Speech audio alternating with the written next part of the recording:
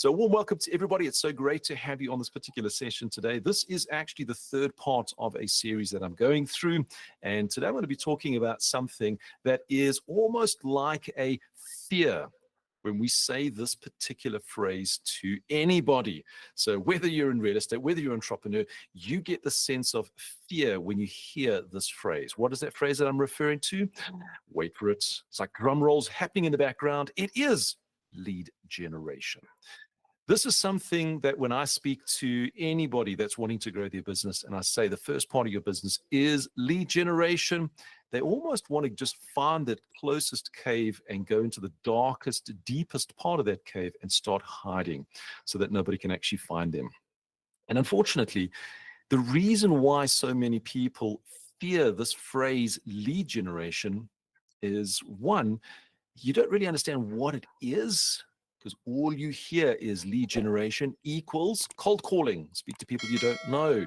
Speak to people that's going to give you some form of negative response. So you don't actually understand lead generation. But then the big part of it is you don't know how. This is something that is assumed that everybody knows how to lead generate. And that's exactly what I'm going to go through today. So first of all, I actually just want to uncover one of these little kind of like myths. It's like a misunderstanding of what lead generation is and what it's not. Well, what are the key things of lead generation? It's not about speaking to total strangers and convincing them to buy from you or use you as a particular service provider. That's not lead generation. Lead generation is about generating leads. Just to take the two words around and say, hey, I actually need to generate leads today. When you actually just swap those words around, it actually feels more relaxing because then you start to think outside of the actual box. Now, why? Why do you need to generate leads for your business? Well, leads, as I mentioned, it's the very first part that starts to help you grow your particular business. So it gives you a form of sustained growth in your business. Whenever you're starting to get leads coming in, it means you can actually start to work on those leads. And then you can either sell them with a product or sell them with one of your services. So it gives you the sustained business growth. The second thing is it actually allows you to target a certain market. You can actually start speaking to a certain target audience. And the reason for that is when you think of, well, I need leads, what type of leads do I need? Well, I need these type of individuals. This is my target audience. You can actually start being more specific and having any form of communication with a targeted audience actually increases business conversion. The third part, and this is what I absolutely love about generating leads, is you actually start to build relationships. And this is so crucial for human beings. We need to be creating relationships on an ongoing basis. If you sat in a deep, dark cave for 12 months, you will actually start to go mad. You'll actually start to get to a point where your self-confidence is going to start going down. In fact, you're going to start feeling ill, and it's really not great for your actual body. However, when you're in a social environment, and a social environment is an environment where you're building relationships, you're having conversations with people, your energy levels go up. And it just takes someone to say, hey, what a great smile you've got. Hey, you're looking fantastic today. That's what relationships actually do in that social environment. And that helps to build you up as a person. So it's starting to build relationships. Now, what's great about that, it's not only about business. It's about relationships. So just remember that. So when you're actually going out to generate leads, you're actually building relationships, which actually can end up in friends, and it can start to extend from there. The next part, and this is the fourth one on it, generating leads is actually extremely cost effective for your business. It's something where, yes, you can do marketing, which is part of generating leads, which can incur a cost. But if you're just having those relationships and conversations, which we put into the category of prospecting, it can actually be very cost effective for your business. Just meeting someone and saying, hey, how you doing? Having a conversation that's relatable. Hey, by the way, what do you think of the interest rates that have just gone down? And in that conversation, people suddenly relate to you in that conversation. You can then start to lead and say, hey, fantastic. Well, do you know anybody? Because I'm in real estate. Do you know anybody that's looking? And that's how you start to build and grow from there. But ultimately, generating leads is actually going to take that revenue and it's going to start to increase. Your money that comes in is actually going to start to grow. And that's something that you really, really want for your business. So when you start looking at generating leads, I want you to remove the idea that it's only cold calling, because that's what most people just assume it's to be. So I want you to lead generate from 9 to 11 every single day. And you think, oh, that means I've got a cold call. No, there's lots of different things. And we're going to jump into that as well a little bit later as well. Now, when we start looking at a high level overview of lead generation, it falls into a couple of categories. And it's these categories that I really want you to start to discover. I want you to start to embrace each one of these categories and actually identify, what can I do in this particular category? So there are 5 categories that I want to share with you. And if you can find an activity to do in each one of these categories, you're actually going to take generating leads or lead generation. It's actually going to start becoming fun and enjoyable. So the very first one, it's content marketing. All right. So this is where you're creating some form of content and you're actually sending it out to people. This could be something where, I'm sure you've heard of blogs, there's certain websites where you can actually write an article about your experiences. Hey, interest rates gone down, create almost some form of information about that. How can that affect your particular business? You could even put together something like a small little ebook, which is, hey, by the way, if you are a first-time home buyer and you want to understand the processes of what to do, well, you could create a little ebook that actually will then assist you, and you can then hand those out as you're going through. You can offer reports on stats in the area. You can even host workshops. Hey, by the way, this is what's happening, and you bring in guest speakers, and you actually have a conversation. You can do webinars. You see, it's all about giving information. You originate with the content, you develop it, you investigate it, and then you present it in many methods. And that's lead generation, by the way. It gets more people to be aware of what you do and how you do it, and you become almost an area expert. So first category that I want you to start looking at, something that you can do, is content market. Create the content, share it with an audience. The second, and this is one that I think is going to be so much fun for you, it's basically social media marketing. Now, social media marketing is something that you're probably going to do every single day, because you want to create this high level of engagement. You want people to see you as a relevant individual in a certain area. Now, you don't need to have a business page in order to do this. You can actually do this on your personal, for instance, on a Facebook, Instagram, or anything like that. However, it's social. I never said professional. So when we talk about social, it's something that you actually do. And it could be something as simple as this. You could be going through to a particular property and you might have an absolute passion for roses, like myself.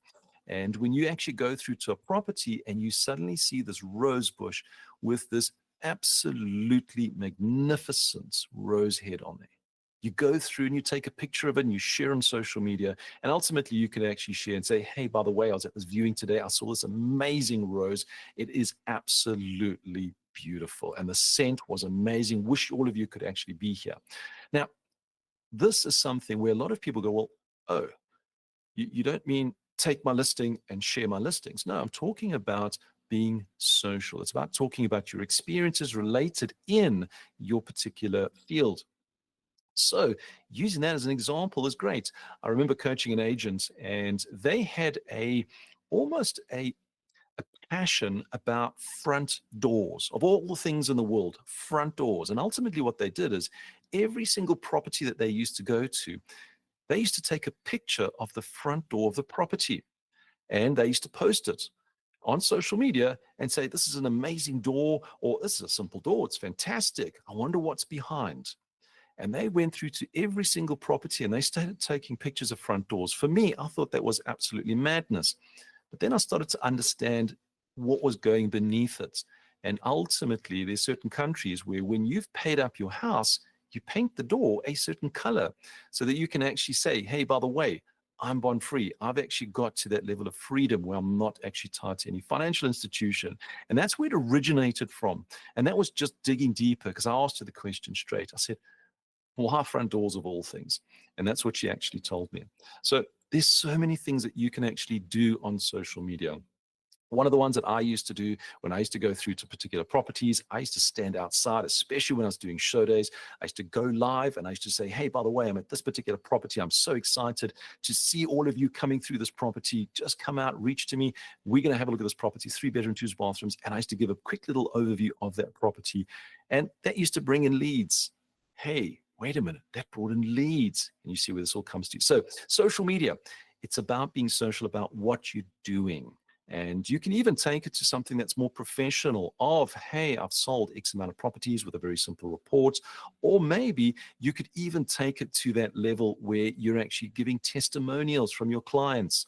And something that's great on the testimonials, once you do a handover, go live.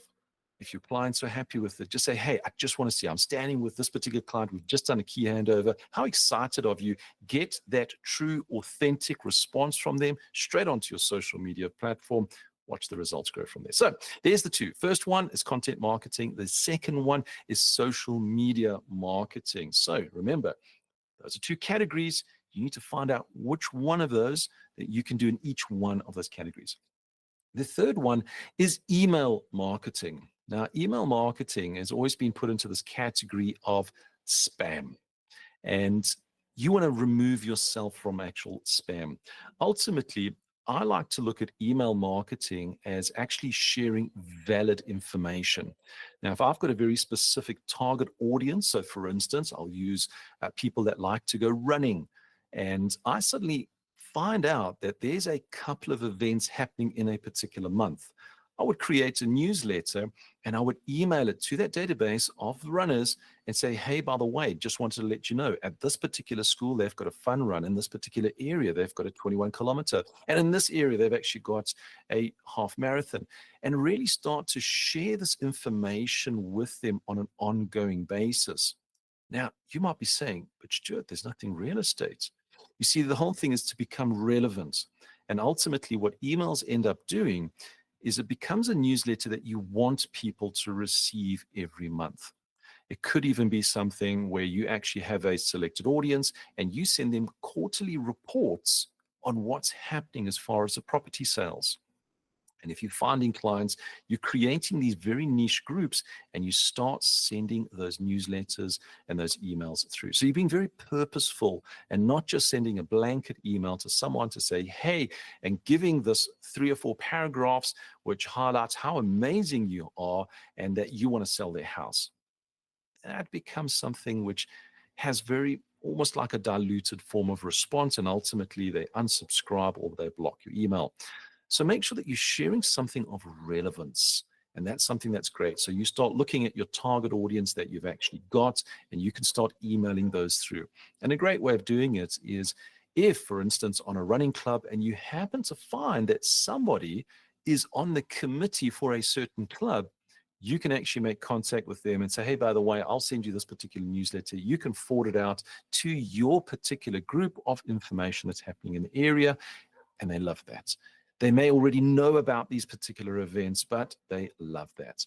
Something else that you can also do as a newsletter is fantastic places to go and actually have fun. Whether it's entertainment, restaurants, or anything of that basis, you can actually give, hey, what's happening in the area, and you can actually send that out. Something that's extremely simple, takes a little bit of time to do a bit of research, compile it together, and then you can send that out. So the third one is email marketing. Remember, be a little bit creative. You want to be on the social side.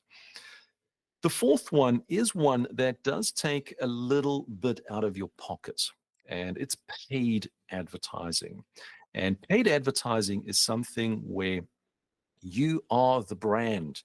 You are the individual that you want to make the greatest awareness to. So what do you need to do? Well, you want to make sure that everybody in your particular area can actually almost identify you. And how do you do that? It's through paid advertising. Many years ago, you would see people that would put pictures onto bus stations, billboards, etc. That's all part of paid advertising. Fortunately, in these days, we can actually go down to a much more cost effective through Google, through Facebook, Instagram. All of these platforms have an option where you can actually promote yourself. And ultimately, it's these paid advertisings that go through to a target audience. Now, this is an extremely wide spread, but it creates that awareness. Now, one thing with paid advertising is not something that you do for 4 days and think, great, I'm going to get amazing results. It is a minimum of 90 days. So you need to make sure that you've done a budget so that you can actually run through that for 90 days. The reason for that, it typically takes 90 days for somebody to go, I recognize you. So you do that on an ongoing basis. So paid advertising, as I said, it does take a little bit out of your pocket, but it's really just now pushing yourself out to get an audience that you couldn't get through to in the past. So it's very wide, but it really works extremely well. And then the last one, which is one of the ones that I actually totally enjoy. I love this one. And the fifth category is networking as well as referrals. So networking is all about networking with people. And this could be something where you find social events that you actually go out to and you just networking and socializing with people and talking on a regular basis. So whatever social groups, this is all about networking. Now, a big thing in networking is you're wanting to slowly start building that sphere of influence, those relationships with people that know you, trust you, and they want to do business with you, or they want to send referrals to you. So that's why networking and referrals go together. When you're networking with people on an ongoing basis, you're talking, you're feeling great about it. This is human to human. We call it belly to belly conversations. You're actually able to start taking conversations to a deeper level. And this is when you start picking up those referrals. And the reason why this particular category was my favorite is because this is where I got all my business from.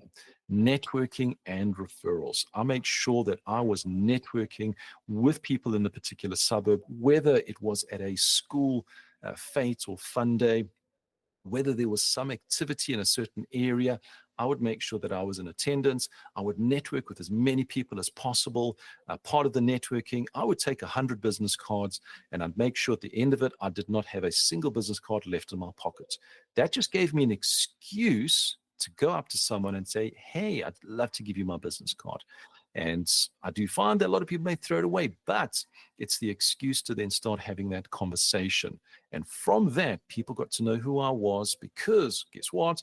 They saw the paid advertising and suddenly, oh, wait a minute, I recognize you from then. Oh, yes. And I got your email that actually came from there. And I'll remember that little social media post that you gave. That was absolutely fantastic when you gave that introduction.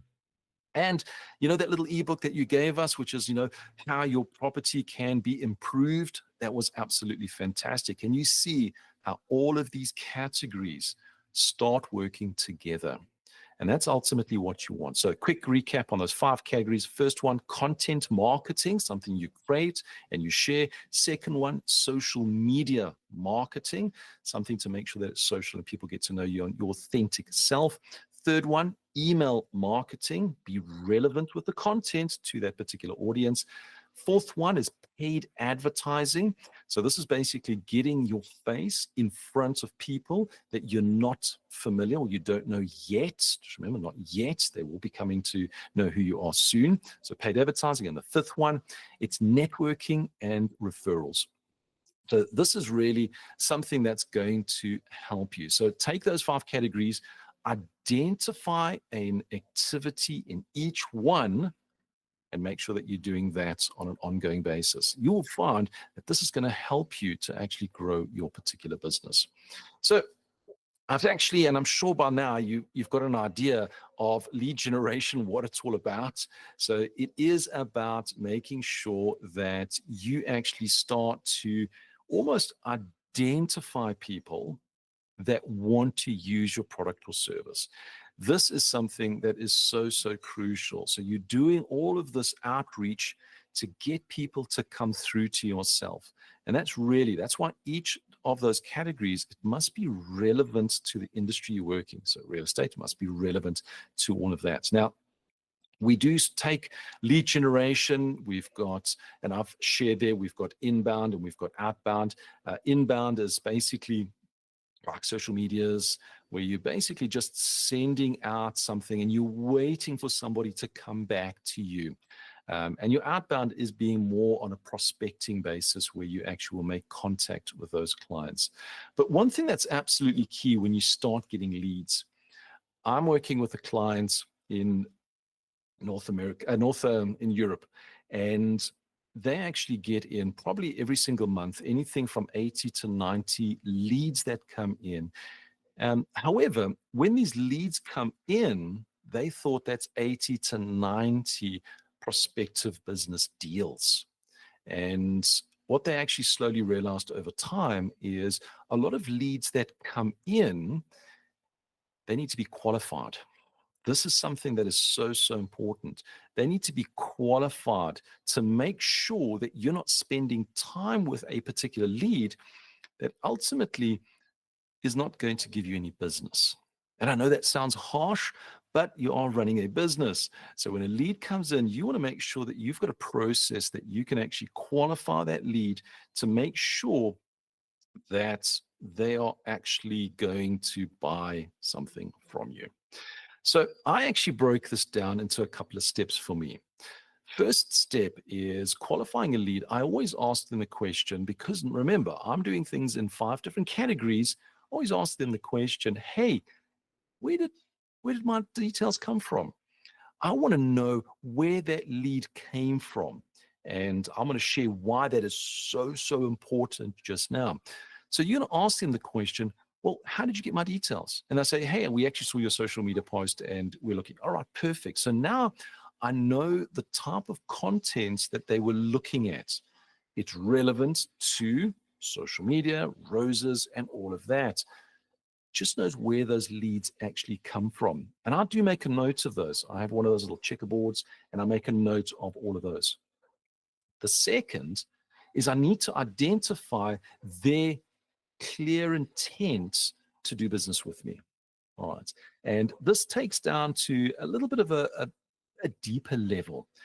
Now, there's a framework that I've used. And this particular framework is something that each and every one of you can actually use to qualify a particular lead. I want to share this framework with you. The framework is called the BANT framework. All right, B-A-N-T. Okay, so write that down on a piece of paper, B-A-N-T. It's a framework that's used in generating leads and lead generation. So 1, you've identified where they're coming from so that you know the source. 2, we need to find out, do they have the intent to actually use you as a service provider? So let's go through this BANT. The BANT basically is just a series of questions, and you can put this into a level of conversation. So BANT, the B is budget. It's so important. So many times though, we get a client coming in, hey, I want to buy something. And what do? We take them to the most expensive property, or we take them to an investments type of property. We don't actually ask them, do you have the financial resources to buy a property? And what is that affordability? So the B is about budget. Someone's coming in, hey, I'm very excited. And you would typically say to them, oh, that's fantastic. So tell me, what is your budget? Ask them straight out, what is their budget? And if they say, well, my budget is between this and this, oh, that's fantastic. Have you gone through any form of pre-qualification so that we can confirm affordability? Because maybe you've got some hidden expenses that you've actually forgotten about. Or maybe you actually thought that you could only buy, but with your affordability, you could actually afford a lot more. A lot of people aren't aware of that. So first one, it's budget, making sure that you know the actual amount. The second, and this one here is one that I've done so many times, it's called authority. And the authority is, if you're dealing with one individual, that's typically fine because they're the individual that's going to make the decisions. But if there is literally a husband and wife, I always do it in a very low, in a very calm, in a very relaxing, in a humorous way. I ask, who wears the pants? Who makes the decisions? And this becomes so important. Now, you might be sitting there and actually laughing about that and thinking, really? Are you going to ask them who's making the decision? Well, the reason why it's so important to understand who is the decision maker is if you're dealing with two individuals, or even if you're dealing with a company, ultimately what can happen is you could spend all your time and energy with the wrong person, only to realize that they don't have the authority to make the decision. And that is wasting your time. To put it bluntly, it's wasting your time. So I always ask it and say, hey, fantastic. How long have you been married? If it's a married couple, and they tell me this. And I say, oh, so I can see. And I always point to the wife and I say, so if we find the property, you're the one that's going to say yes or no. Am I right? And then I look at the husband and I say, and you're the one that's going to pay for it. And this is just done in a humorous way. But ultimately what it does is it allows me to identify who is the one. Now, I've had it where I've met with a couple and their response to me was, well, actually, no, our parents are buying the property for us. And now I'm looking and I'm going, okay, so you could be looking at anything and the parents could actually be saying, well, that's not our affordability, that's not our price range.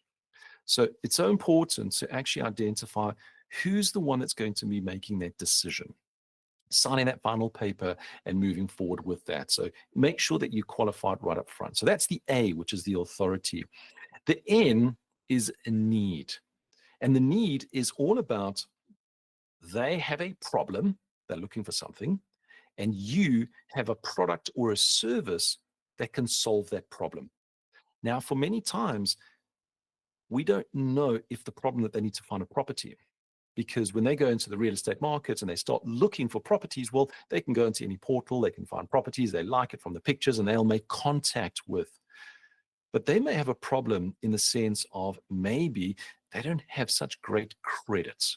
And you'll need to work with them to solve that problem, not to go and give them the money, but now work with a financial advisor or maybe work with a loan officer, bond originator to try and see how you can pull this information together to assist them.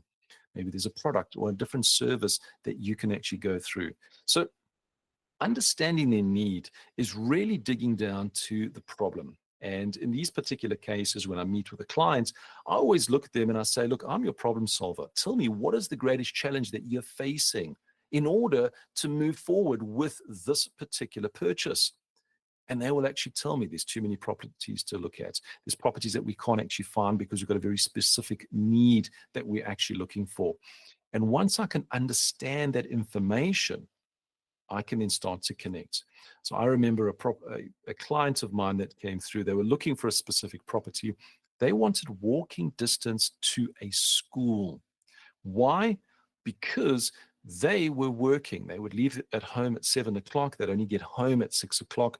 And ultimately, they actually had a helper at home, an au pair, and they wanted something that was close, that the actual helper and au pair could pick the child up in the afternoons. And that just made it so much easier for them because the cost for the aftercare was way too expensive. So that's what they ultimately wanted. And that was something that every other real estate agent did not take into consideration. The quality of the property, actually, they were not interested. They wanted something within walking distance. I found something that was less than 150 meters from a school, and they just said, we'll take it. And that was because I understood the need that they actually wanted in that particular area close to that school. So the N is need. And then the final one is the T, which is time bound. And time bound is really getting an understanding of their time frame. And so important on this particular time frame is when you're getting a lead that's coming into yourself and they're going, hey, yo, we're actually interested in selling our property, but we got a little bit of renovations to be done, and we're probably looking at selling probably in the next maybe 12 to 18 months. And you do get that. Now, for many, they will look at that and go 12 to 18 months, it's no business now, close and away they go. No, you'd actually put that into your database. You would then work that database. That'd go into an email list. You'd go into a contact list. You'd make sure that you keep in contact with them, because 12 to 18 months in my head means the next 3 to 6 months. If someone wants to sell in the next 3 to 6 months, it means within the next month, they're going to put their property on the market. They always will give you a longer time frame which means that I need to be almost communicating with them on a regular basis. But having this time frame is so, so important because, again, I had a client that I worked with for nearly 2 years. The first question I asked, so when are you wanting to move in? We're in no rush. It's probably the worst words that you could ever hear. We're in no rush. We're just looking. I worked with that client, sending them emails, sending them messages, just contacting them on a regular basis. 2 years later, bang, suddenly it was urgent and we actually got to close a property. So understanding timeframes will actually give you how much energy that you need to put into this particular relationship and how often you actually become more in communication with them. So using this band framework to qualify your particular leads that comes in is such a powerful. So B, it's for budget. Can they afford it? A, the authority. Who's the decision maker to actually write and sign off the check? N, the need. What problem do they have that you can solve? And T is the time frame of when they're wanting to complete this particular purchase. So use this. And as I said, you can use this in a very social, conversational way, but it's really going to help you as you start to grow in your particular business. Now, I mentioned to you that the number one was identifying the source, identifying where it came from. So I want to jump into this for a quick second here. And there's a big, big reason behind it. It's been proven that you need to have a minimum of 5 different lead generating activities to actually start running a successful business. And the reason for it is if you only have one and something changes in the economy, that one method that you're using may not work anymore. So you need to have 5. And the reason for 5 is you'll find that 2 of them will be successful. One of them will be an absolute failure. And the other 2 are kind of on the fence. And this is just from my personal experience. But the big question is, how do I get to 5? Well, this is where I always say, take each of those categories, those 5 categories that I shared with you, find 2 activities in each of those categories. So now you've got 10 activities in your lead generation. You put those 10 into an Excel spreadsheet, or maybe you print it out on a piece of paper. And when you're asking a person, hey, where did you get my details from? So that you can identify the source, and they tell you one, you go to that particular sheet or board and you mark it off. Now you run that. For me, I ran it for 90 days because we run in a 90-day cycle in real estate. I ran for 90 days. At the end of 90 days, I took the top 5 sources, the top 5 activities that gave me leads. I then focused on those. And the bottom 5, I stopped doing them altogether. I reduced it down to that 5 because I'm focusing on activities that gives me results. And ultimately, I actually want to make sure that I'm only focusing on those particular activities. So once I identified, I ran those for another 90 days and I started to monitor it. Are they actually working for me? And the one that was the one that gave me the least amount, I would, if it gave me 0 leads in a 90-day period, I would then go back into my bottom 5 and I would then replace it with one of those that gave me the highest and just working that on an ongoing basis. And the reason we do it over 90 days is because the market can change, the economics, the government, anything. There's so many factors. So what you're doing today may not work in 3, 4, 5 months' time. So please don't fall into that little hole. I've only got one, and that's all I'm going to do. It's been working well for me for the last 20 years. And if I look at your business, it's probably been flatlined for the last 20 years. So make sure that you've got 5 different activities that you can actually go out and actually work it. Just find 2 in each one of those actual categories, and you can expand from there. You can go more if you want. There's no problem with it at all. Now, when we start looking at these particular strategies just coming up together, there were 3 of my top that I wanted to share with you. So when I went through my list, I actually started with 12 different activities. I then started to break them down. And I actually, for me personally, there were 3 that really stood out for me. And I wanted to share those with you because, well, it worked for me. It may not work for you because it's going to be depending on how you do it. But I thought it's a great way for include these three, because everyone that I've spoken to and I've coached, when they use these, they do get the highest amount of leads. So the very first one, and I've shared it, it's the networking and the referrals. Going through to those social events, networking with individuals on an ongoing basis. I mentioned to you, I used to take 100 business cards and I would make sure that I'm handing out those business cards because it gave me an excuse to just go up to someone and say, hey, it's Stuart here, how you doing? I just want to give you a business card. And my business cards always had something quirky on them, something that people go, huh, it could be a quote, it could be a joke, it could be something of relevance. And that's important. So networking, getting more people, and just asking, once I got that sphere of influence building, hey, do you know anybody who's looking to buy, sell, etc.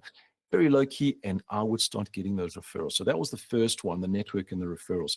The second one for me, was the online marketing and the social media.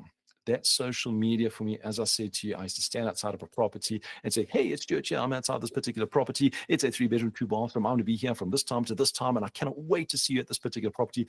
Come and see the pool area. It is to die for. I'm going to be sitting out there. I can't wait to see. Something of that which was catchy, something that got it out there, and that started to bring in leads, something where I was actually engaging and I would get a lot more engagement back.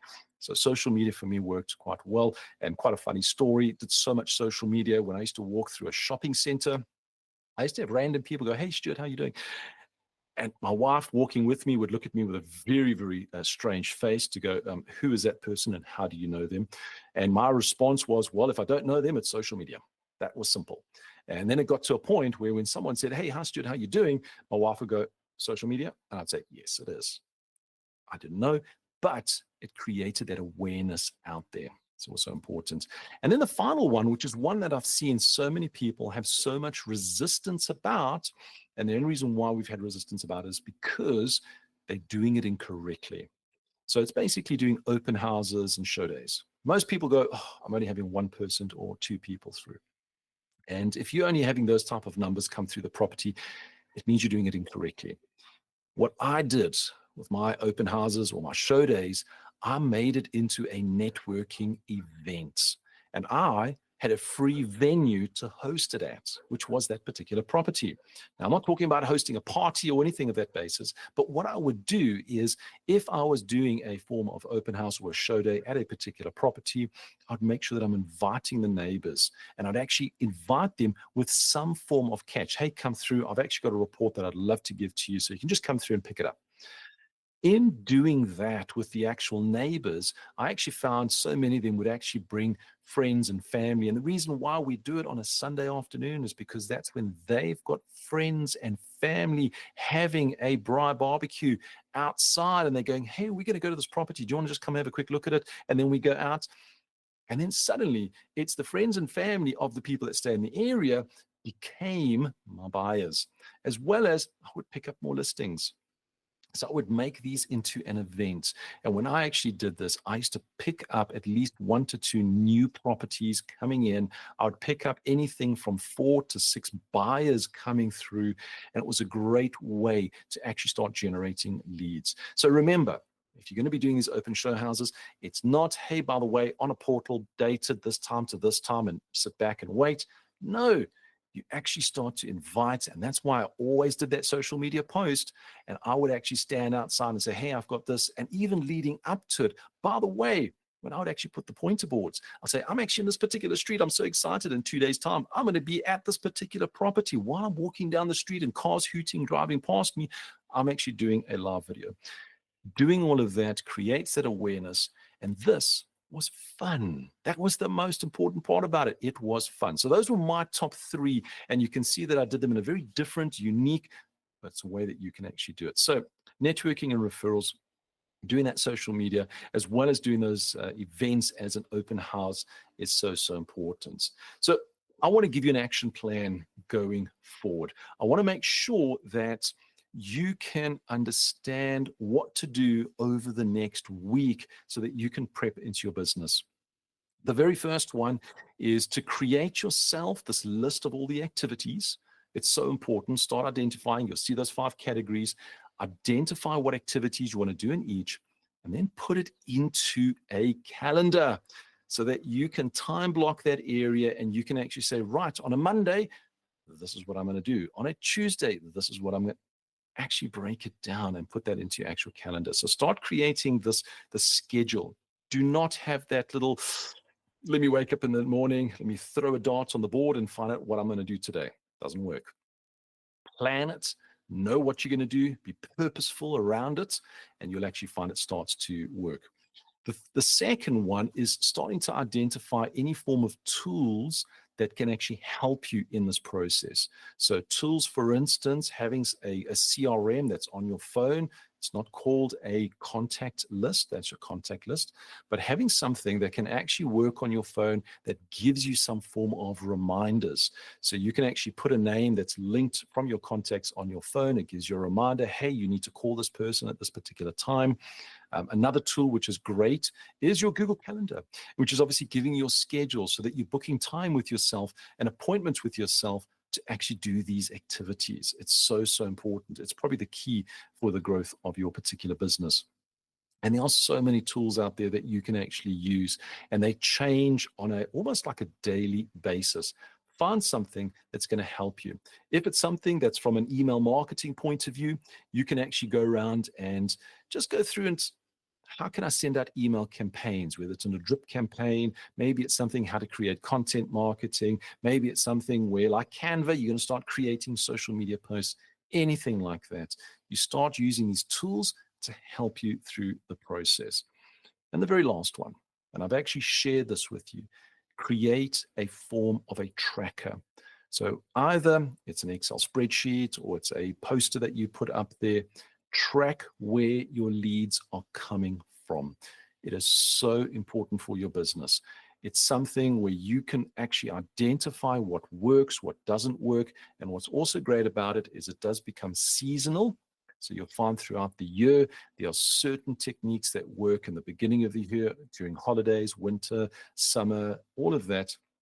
What you need to do is you track those results. So when you come into the next year, you've actually got results, knowing, hey, by the way, this particular activity does not work when we're coming close to December, but this one really works. I got a huge amount of results.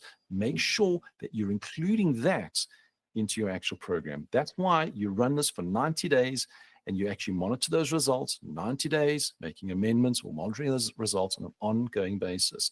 It's the agents that are extremely successful that have these trackers. And when I ask them as a coach, if I ask you, where are your leads coming from? They can just look at me and they go, from here, from here, from here. Just like I shared with you, networking, social media, and those open and show days. That's where my leads came from. And by the way, I didn't say cold calling. I did not say cold calling.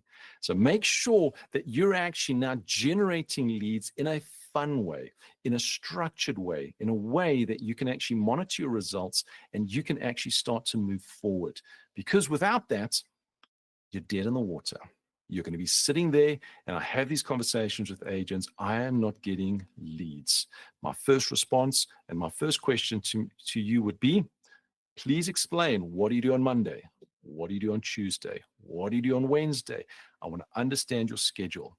And I can tell you now, the agents that get 0 leads have 0 schedule. They have 0 activities.